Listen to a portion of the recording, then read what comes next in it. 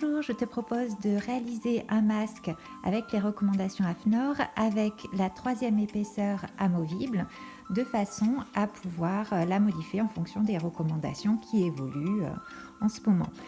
Puis de pouvoir insérer aussi à l'intérieur une partie métallique qui se retire pour le lavage. Pour le réaliser, tu as besoin de coton. Si tu as du coton 120 fils, 2 épaisseurs suffisent. Si comme moi tu as un coton ordinaire, un drap, tu vas devoir faire une 3e épaisseur. Retrouve en lien dans le descriptif, selon les recommandations AFNOR, les différentes matières à utiliser. Tu auras besoin aussi de l'élastique. Si tu n'as pas d'élastique, tu peux utiliser du ruban ou du biais. Et si tu n'as rien de tout ça, je te montre dans une vidéo comment réaliser tes propres bandes.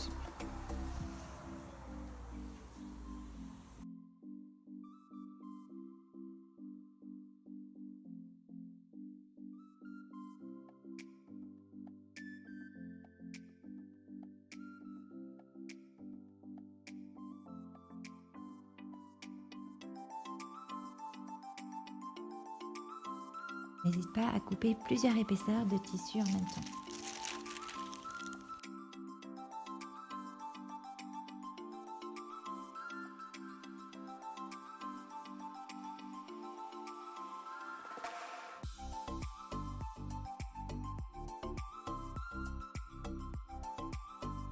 Tu vas venir surjeter ou faire un point zigzag au niveau du haut du masque sur la largeur.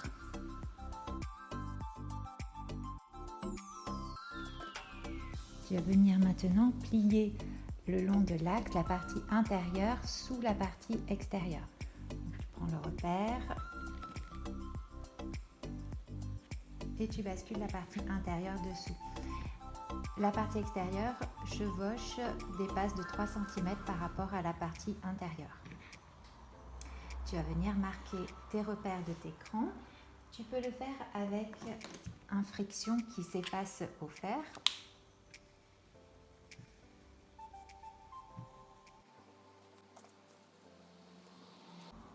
Et tu vas venir plier là où tu as le multi-repère, donc tes crans intérieurs sur tes crans extérieurs.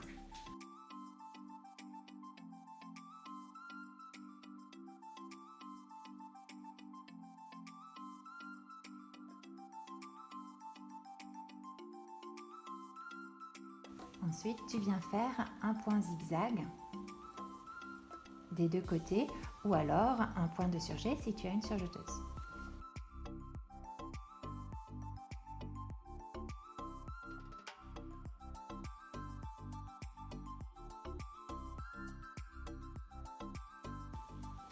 Tu as terminé de former tes plis et de faire ton point zigzag de chaque côté. Tu vas retourner le masque intérieur vers toi et tu vas venir replier le haut du masque vers le surjet. Attention à ne pas superposer les deux épaisseurs.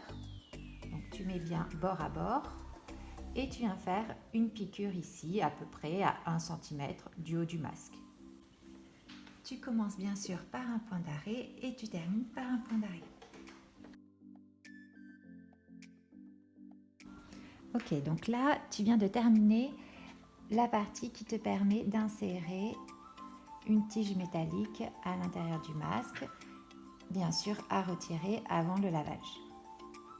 Maintenant, tu vas venir maintenir tes élastiques. Si tu n'as pas d'élastique, retrouve en haut de l'image comment fabriquer tes propres brides. Tu vas venir épingler donc le bord de ton élastique à peu près à 1 cm vers l'intérieur du masque sous ta piqûre que tu viens de faire.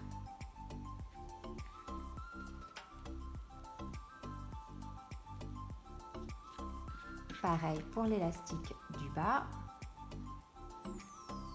Je te conseille de le mettre en dessous de tes plis formés pour limiter les épaisseurs.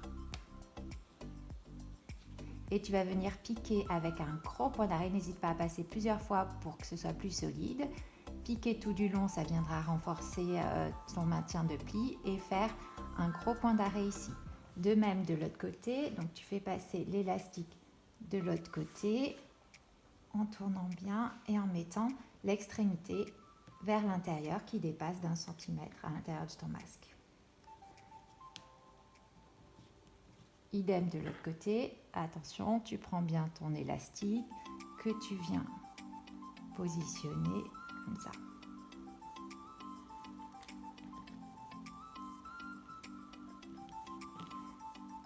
Et pareil, tu viens piquer de ce côté-là. Et voilà, tu as terminé ton masque, plus qu'à insérer à l'intérieur la 3e épaisseur. Ainsi que la tige métallique si tu souhaites. Ce qui est plutôt pratique quand on a des lunettes afin de ne pas avoir de buée.